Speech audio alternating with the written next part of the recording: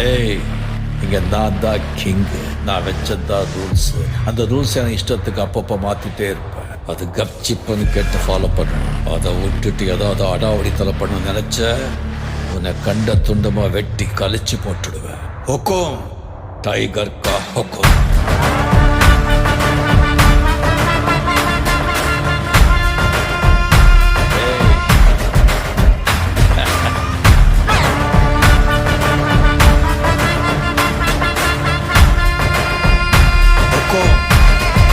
Tiger கா ஹுக்கும்.